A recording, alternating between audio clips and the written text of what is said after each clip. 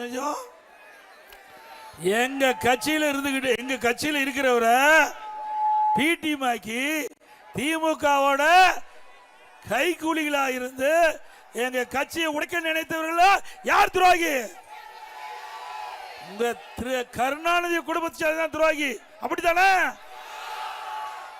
இன்னைக்கு நம்மகிட்ட இருந்தவர் எங்க இருக்கிறாரு? அங்க இருக்கிறாருல்ல. எவ்வளவு மரியாதை கொடுத்தா நம்ம கட்சியில.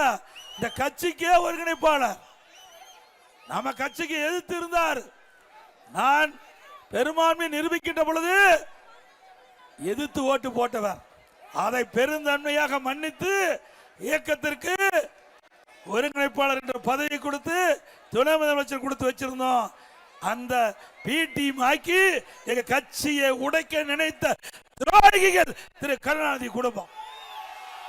உண்மைதானே? சிந்திச்சு பாருங்க. என்னை கட்சியில சேர்த்துக்கிறீங்க. உன்னை கட்சியில சேர்த்திருந்த என்ன ஆவறது? கட்சியே ஒட்டுமொத்தமா விற்பனை செஞ்சுட்டு போயிருப்பீங்க. ஆக யாரெல்லாம் இந்த கட்சிக்கு துரோகம் இழைத்தார்களோ அவரெல்லாம் பொன்மனச்சம்பல் புரட்சி தலைவர் எம்ஜிஆர் அம்மாவுடைய ஆன்மா மன்னிக்காது. எவ்வளவு கஷ்டத்தை கொடுத்தீங்க எங்க கட்சிக்கு. தாயை இழந்த பிள்ளை போல எங்க கட்சி நிர்வாகிகளும் தொண்டர்களும் நாங்கள் இருந்துகிட்டு இருந்தோம். அதையெல்லாம் பொருட்படுத்தாம எங்களுடைய இயக்கத்தை உடைக்க முடைக்க வழக்கு போட்டு எவ்வளவு பிரச்சனை உண்டாக்குனீங்க. அத்தனையும் இங்க இருக்கின்ற தொண்டர்கள் நிர்வாகோடு தூள் தூள் ஆக்கப்பட்டது. ஏன்னா அதிமுக உயிரோட்டம் உள்ள கட்சி, உழைக்கின்ற நிர்வாகிகள் உள்ள கட்சி, உழைக்கின்ற தொண்டன் நிறைந்த கட்சி. எந்த கொம்பன தொண்டனை கூட தொட்டு பார்க்க முடியாது. நம்ம கட்சியை கண்டா எல்லாத்துக்கும் பொறாம இருக்கிறதுக்கு காரணம் என்ன? பொன்மனச்சம்பல் புரட்சி தலைவர் எம்ஜிஆர் புரட்சி தலைவி தனக்கென்று குடும்பம் கிடையாது.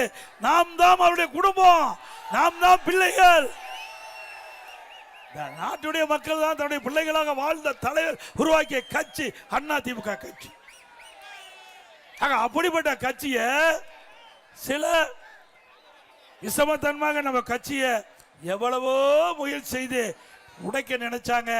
ஆனா அவருடைய மூக்கு தான் உடைபட்டது. அதிமுக ஒருவராலையும் வீழ்த்த முடியாது, முடக்கவும் முடியாது. இன்னொரு மனுஷன் சொல்றார் 10 தோல்விக்கின்ற பழனிசாமி அப்படின்னு. யோ, நான் வந்தது இடையில தான் வந்தேன். எங்களுடைய இதய புரட்சி தலைவி அம்மா தான் எங்களுக்கு தெய்வம். பொன்மனச்சம்பல் புரட்சி தலைவர் எம்ஜிஆர் தான் எங்களுக்கு தெய்வம். 2 தெய்வங்கள்.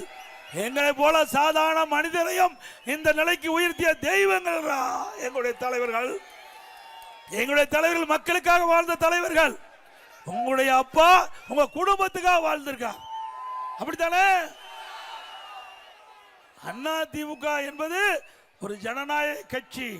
நம்முடைய தலைவர்கள் ஏழை என்று பார்க்காம, பணக்காரர் என்று பார்க்காம அனைவருக்கும் சம வாய்ப்பை கொடுத்த தலைவர்கள் நம்முடைய தலைவர்கள். அந்த வழியில் வந்ததுதான் நம்முடைய எம்எல்ஏக்கள். என்ன பெரிய கோடீஸ்வரரா, விட்டா பிராஸ்தாரா, சாதாரண குடும்பத்தை இருக்கின்ற இருந்து கட்சிக்கு உழைத்து விசுவாசமா இருக்கிற காரணத்தால எம்எல்ஏ ஆக்கணும். மீண்டும் உங்களால அவருக்கு எம்எல்ஏ என்ற வாய்ப்பு நீங்க உருவாக்கி தரீங்க. எங்களுடைய எம்எல்ஏ மக்களை பிரச்சனை பேசுவாங்க. எங்களுடைய எம்எல்ஏ கூப்பிட்ட குரலுக்கு ஓடி வந்து மக்களுக்கு உதவி செய்யக்கூடிய நற்பண்பு கொண்ட அருமை சகோதரர்கள். இன்றைக்கு அதிமுக தலைமையிலே அமைக்கப்பட்ட தேசிய ஜனநாயக கூட்டணி, இதுல நம்முடைய ஆத்தூர் சட்டமன்றத்துக்கு நம்முடைய வெற்றி வேட்பாளர் திரு ஏபிஎஸ் ஜெய்சங்கரன் எம்எல்ஏ நிறுத்தப்பட்டிருக்கிறோம். அதே போல கெங்கவெளி சட்டமன்ற தொகுதிக்கு நம்முடைய கழகத்தின் சார்பாக நல்ல தம்பி எம்எல்ஏ அவர்கள் நிறுத்தப்பட்டிருக்கிறோம். நம்முடைய ஜெய்சங்கரன் அவர்களுக்கும் திரு நல்ல தம்பி அவர்களுக்கும் இரட்டை சின்னத்திலே வாக்களியுங்க. நம்முடைய சின்னம் புரட்சி தலைவர் எம்ஜிஆர் சின்னம், அம்மாவின் சின்னம், விவசாயியின் சின்னம், தொழிலாளியின் சின்னம், ஏழையின் சின்னம், வெற்றி சின்னம். வாக்களிப்பீர் இரட்டை இலைக்கு.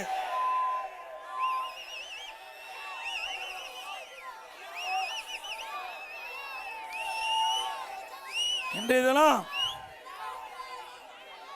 துரோகி என்று சொன்னா பொருத்தமா இருக்கிறது திரு ஸ்டாலின் குடும்பத்துக்கு தான். திரு ஸ்டாலின், உதயநிதி ஸ்டாலின், திருமதி கனிமொழி அவர்கள். அதிமுக எப்பொழுதும் யாருக்கும் துரோகம் செய்த வரலாறு கிடையாது. மக்களுக்கு சேவை செய்கின்ற இயக்கமான இந்திய அண்ணா திராவிட முன்னேற்ற கழகம்.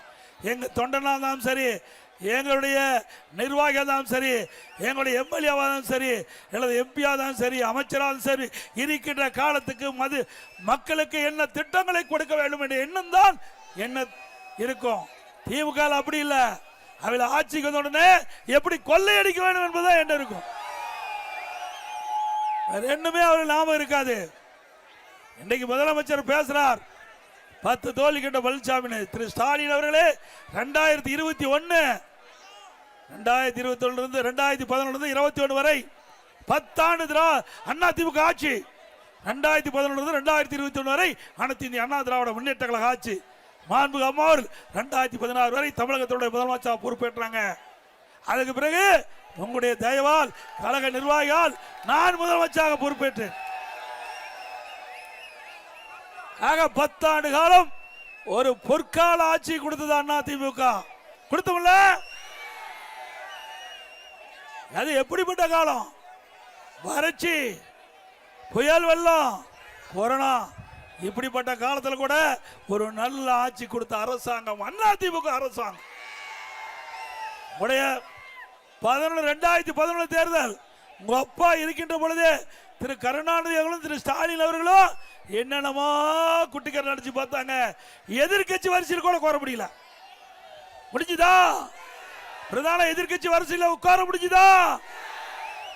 பிரதான எதிர்கட்சியே வர முடியல. அப்பவும் மகன் இருக்கும் போதே ஸ்டாலின் அவர்களே, எங்க அம்மா மறைஞ்சிட்டாங்க, எங்க கட்சிக்குள்ள பல குழப்பத்தை விளைவிச்சீங்க, அதையெல்லாம் முறியடித்து 2021 சட்டமன்ற தேர்தலில் அண்ணா திமுக தலைமையில் அமைக்கப்பட்ட கூட்டணி 75 இடங்களில் வெற்றி பெற்றோம். அண்ணா திமுக பிரதான எதிர்கட்சியா அமர்ந்தது. உங்களால பண்ண முடிஞ்சதா? எப்பொழுது பார்த்தாலும் திரு ஸ்டாலின் பேசுறாரு, நான் தமிழகத்திலே சிறந்த ஆட்சி கொடுத்தனும். என்ன சிறந்த ஆட்சி கொடுத்த? கடன் வாங்கி கடன்காரன் ஆக்கி இருக்கிற. அதுதானே உண்மை. வேற என்ன இந்த ஆட்சியில் பார்க்க முடிஞ்சது? இந்த ஆத்தூர் சட்டமன்ற தொகுதிக்கு, கெங்கவல்லி சட்டமன்ற தொகுதிக்கு ஏதாவது செஞ்சாரா? அண்ணா திமுக ஆட்சி இருக்கின்ற பொழுது பல திட்டங்களை கொண்டு வந்து நான் நிறைவேற்றினேன். பல திட்டங்கள் செயல்படுத்துவதற்கு நாம முயற்சி செஞ்சோம். அத்தனை முட்டுக்கட்ட போட்ட திமுக அரசாங்கம். அப்படிப்பட்ட அரசாங்கம் வேணுமா? இன்றைக்கு விலைவாசி விண்ணை முட்டுக்கிட்ட அளவுக்கு உயர்ந்து போய்விட்டது. இந்த கெங்கவல்லி சட்டமன்ற தொகுதி, ஆத்தூர் சட்டமன்ற தொகுதி வேளாண் பெருமக்கள் நிறைந்த பகுதி, விவசாயி நிறைந்த பகுதி, விவசாயி தொழிலாளி நிறைந்த பகுதி, அடிமட்டத்திலே வாழுகின்ற மக்கள். இப்படி தினந்தோறும் வேலைக்கு சென்றால்தான் அவர் வீட்டிலே அடுப்பு எரியும் என்று அடித்தட்டிலே வாழுகின்ற மக்கள். அப்படிப்பட்ட மக்கள் விலைவாசி உயர்வால இன்னல் பட்டு கொண்டிருக்கிறார்கள், துன்பப்பட்டு கொண்டிருக்கிறார்கள். அது இந்த அரசுக்கு தெரியுமா? எனவே செல்வ செழிப்பிலே வாழ்ந்தவர் ஸ்டாலின், செல்வ செழிப்பிலே வாழ்ந்தவர். ஏழையுடைய கஷ்டம் தெரியாது, விவசாயியுடைய கஷ்டம் தெரியாது, தொழிலாளருடைய கஷ்டம் தெரியாது. ஆக அப்படிப்பட்ட எந்த கஷ்டமும் தெரியாத இந்த நாட்டை ஆளுகின்ற முதலமைச்சர் இன்றைய முதலமைச்சர் ஸ்டாலின் அவர்கள். இன்னை விலைவாசி இன்றைக்கு விண்ணை முட்டுக்கிட்ட அளவுக்கு உயர்ந்து போச்சு. அரிசி விலை 1 கிலோ பார்த்தீங்கன்னா, இதை நாமெல்லாம் தினந்தோறும் அரிசி வாங்கி சாப்பிட்டே ஆகணும், எண்ணெய் பயன்படுத்தி ஆகணும், பருப்பு பயன்படுத்தி ஆகணும். 3 பொருள் முக்கியமான பொருள். ஒன்று பச்சரிசி. அண்ணா திமுக ஆட்சியில் சாப்பாட்டு அரிசி 1 கிலோ 40 ரூபா, திமுக ஆட்சியில் 75. பொன்னி புழுங்கல் அரிசி 1 கிலோ 45 ரூபா அண்ணா திமுக ஆட்சியில், திமுக ஆட்சியில் 75. இட்லி புழுங்கல் அரிசி 1 கிலோ 30 ரூபா அண்ணா திமுக ஆட்சியில், திமுக ஆட்சியில் 55 ரூபா. கடலெண்ணெய் 1 லிட்டர் அண்ணா திமுக ஆட்சியில் 130 ரூபா, திமுக ஆட்சியில் 200 ரூபா. நெல்லெண்ணெய் 1 லிட்டர் அண்ணா திமுக ஆட்சியில் 250, திமுக ஆட்சியில் 500. துவரம்பருப்பு 1 கிலோ அண்ணா திமுக ஆட்சியில் 74, திமுக ஆட்சியில் 120. உளுத்தம் பருப்பு 1 கிலோ 79, திமுக ஆட்சியில் அண்ணா திமுக ஆட்சியில் 120. எவ்வளவு விலை உயர்ந்திருக்குது. இதுக்கு ஏதாவது விலை குறைப்பதற்கு இந்த அரசாங்கம் நடவடிக்கை எடுத்ததா? ஆனா திரு ஸ்டாலினும் இப்ப இருக்கிற மக்கள் நல்வாழ்வுத்துறை அமைச்சரும் நடப்பயணம் வைத்து கொண்டிருந்தாங்க. அப்போ திரு உதயநிதி ஸ்டாலின் நடித்த படம் என்ன படம்? தலைவனா கழக தலைவன் ஒரு படம் நடிச்சிட்டு இருக்க. அப்போ ஸ்டாலின் அந்த மந்திரிகிட்ட கேட்குறாரு, நாட்டை பற்றி கேட்கல, என்னுடைய மகன் உதயநிதி ஸ்டாலின் நடிச்சிருக்காரு, அந்த படம் நல்லா ஓடுதா, நல்லா கலெக்ஷன் ஆகுதான் கேட்குறாரு. இதுதான் நாட்டுக்கு முக்கியமா? வாக்கிங் போகும்போது கூட, நடப்பயணம் போகும்போது கூட வீட்டை பற்றி தான் சிந்திக்கிறார், நாட்டு மக்களை சிந்திக்கல. உண்மையிலேயே ஒரு நல்ல முதலமைச்சராக இருந்தா கிடைக்கின்ற நேரத்தில் தமிழ்நாட்டு மக்களுக்கு என்ன பிரச்சனை, அதை எப்படி தீர்ப்பது என்று சிந்திச்சு பேசியிருந்தா ஒரு நல்ல முதலமைச்சர். ஆனா தன்னுடைய மகன் நடித்த படம் சிறப்பா ஓடுதா, நல்ல கலெக்ஷன் ஆகுதானா, இப்படிப்பட்ட முதலமைச்சர் நாட்டுக்கு தேவையா? அதோட இதெல்லாம் பாத்தீங்கன்னா எங்க பார்த்தாலும் போதைப் பொருள் நிறைஞ்சி இருக்குது. கஞ்சா விற்காத இடமே இல்லை. சந்து பந்து மூல முடக்க வீதி, கிராமத்திலிருந்து நகர வரை கஞ்சா தாராளமா விற்குது. இந்த போதைப் பொருள் நிறைந்த மாநிலமா தமிழ்நாடு மாறிடுது. பல முறை எச்சரிக்கை சட்டமன்றத்தில் பேசுறேன், நம்முடைய தொலைக்காட்சியில் பேட்டி கொடுத்தேன், ஊடகத்தில் பத்திரிகையில் பேட்டி கொடுத்தேன். இந்த அரசாங்கத்தில் நடவடிக்கை எடுக்கல. ஏன்னா கஞ்சா விற்கிறதுக்கு துணை நிற்பது திமுக நிர்வாகிகள் பரவலான செய்தி. உண்மைதானே? இன்னைக்கு பள்ளிக்கு அருகில, கல்லூரிக்கு அருகில, பொது இடத்துல அதிகமா கஞ்சா விற்கிறதுனால இன்றைக்கு மாணவர்கள், இளைஞர்கள், பொதுமக்கள் கஞ்சாக்கு அடிமையாகி குற்றச்செயலில் ஈடுபடுறாங்க. மிக மோசமான ஆட்சி. இன்றைக்கு நாம் பெற்ற செல்வம் நம் கண்ணுன்னு எதிரே சீரழியக்கூடியது இந்த ஆட்சியில். இப்படிப்பட்ட கேடுகட்ட ஆட்சி தேவையா? நமக்கு செல்வமே நம்முடைய குழந்தைகள். கண்ணை இமைகாப்பதை போல குழந்தைகளை வளர்த்து வச்சா இந்த வெக்கங்கட்ட ஆட்சியில் இந்த போதைப் பொருளுக்கு நம்முடைய குழந்தைகள் அடிமையாகி இன்றைக்கு அவருடைய வாழ்க்கை சீரழியக்கூடிய ஆட்சி தொடர வேண்டுமா? அதோட அதிமுக ஆட்சி வளர்ந்தவுடனே 3 மாதத்தில் தமிழகத்தில் கஞ்சா இல்லை என்ற நிலையை உருவாக்க அறவே ஒழிச்சுவேன். தமிழகத்தில் முழுமையாக அறவே கஞ்சா ஒழிக்கப்படும். போதை என்ற பொருள் தமிழகத்தில் நடமாட முடியாது. சட்டத்தின் ஆட்சி நடக்கும் அதிமுக ஆட்சியில். அதே போல இன்றைக்கு சிறுமிக்கு பாதுகாப்பு இல்ல, பெண்களுக்கு பாதுகாப்பு இல்ல, பாட்டியம்மாவுக்கு கூட பாதுகாப்பு இல்ல, ஆயாவுக்கே பாதுகாப்பு இல்ல. ஆயா பத்திரமா பார்த்துக்கணும். இப்படிப்பட்ட மோசமான ஆட்சியில ஒட்டுமொத்த பெண்களுக்கு பாதுகாப்பு இல்லாத ஒரு வேதனையான ஆட்சி தமிழகத்தில் நடந்துகிட்டு இருக்குது. சிந்திக்க வேணும்.